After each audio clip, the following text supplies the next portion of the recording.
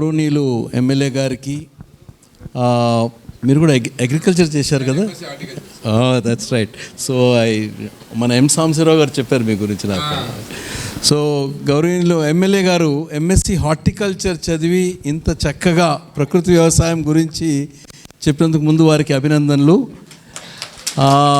ఒక some small change I want to make.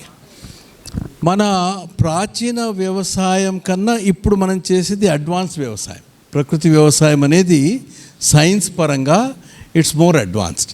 So అంటే గతంలో మన పెద్దల కాలంలో ఈ క్లైమేట్ చేంజ్ అని, గ్లోబల్ వార్మింగ్ అనేది ఆ సమస్యలు లేవు అప్పుడు. ఇప్పుడు మన వ్యవసాయ విధానం వల్ల ఇవి ఏర్పడ్డాయి. సో ప్రపంచంలోనే ఒక కొత్త సైన్స్ ప్రారంభమైంది, ప్లానెటరీ బౌండరీ సైన్స్ అని. సో వారు మనం ఏదైతే హద్దుల్లో ఉండాలనో ఒక 9 హద్దులు నిర్ధారణ చేశారు.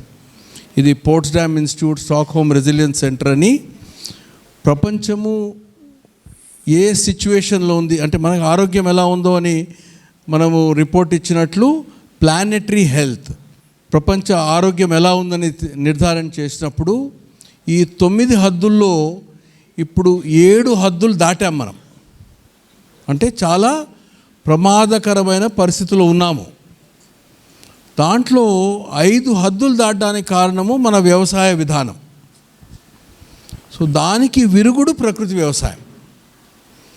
సో ఏ విధంగా మన పెద్దల కాలంలో ప్రకృతిని నమ్మి వ్యవసాయం చేశారో, ఇప్పుడు తిరిగి ఆ ప్రకృతిని నమ్మి వ్యవసాయం చేయడం వల్ల రైతు బాగుపడమే కాకుండా మానవాళిని మనం కాపాడుతున్నాం. సో అది మీరు చేసే గొప్ప పని. గౌరవ ముఖ్యమంత్రి గారు డావోస్లో కూడా దీని గురించి ఒక 2 ఈవెంట్స్లో మాట్లాడారు. ప్రపంచంలో చాలా అతిపెద్ద పాలసీ మేకర్సు, తర్వాత ఫైనాన్షియల్ ఇన్స్టిట్యూషన్స్ వారు, ఫిలాంథ్రపీ వారందరూ కూడా గౌరవ ముఖ్యమంత్రి గారిని అభినందించి ఒక లీడర్ ఈ విధంగా ప్రపంచానికి ఒక సందేశం ఇస్తున్నారు. మేము చాలా సంతోషపడుతున్నాము. మేము కూడా ఆంధ్రప్రదేశ్కి సహాయం అందజేస్తాము, మీరు ఇతర దేశాలకి మీరు సహాయం అందజేయాలని ముఖ్యమంత్రి గారిని కోరారు వారు. సో ఇదంతా మీరు మన రైతులు చేసిన కృషి వల్ల ఇదంతా జరుగుతుంది కాబట్టి, సో దీంట్లో చాలా గొప్ప సైన్స్ ఉంది. ఇది మన పెద్దల కాలంలో ఇంత సైన్స్ కూడా తెలియదు మనకు అప్పుడు. అంటే వాళ్ళ ఆలోచన కరెక్టే.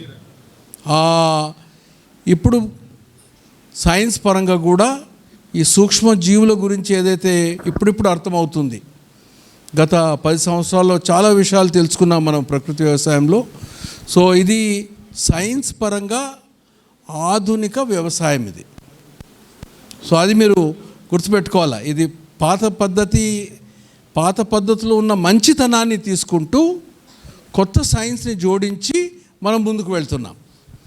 బట్ మన పూర్వీకుల ఆలోచన మటుకు చాలా కరెక్ట్. అది అన్నీ సమగ్రంగా చూశారు. ఇక్కడ ఇప్పుడు గ్రీన్ రెవల్యూషన్ వచ్చినాక అది విడిపోయింది.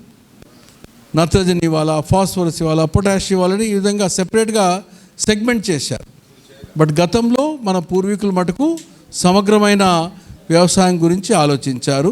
సో అది నేను మంత్రిగా మన ఎమ్మెల్యే గారికి అదొక్కటి చెప్పడానికి, దీంట్లో చాలా సైన్స్ ఉంది.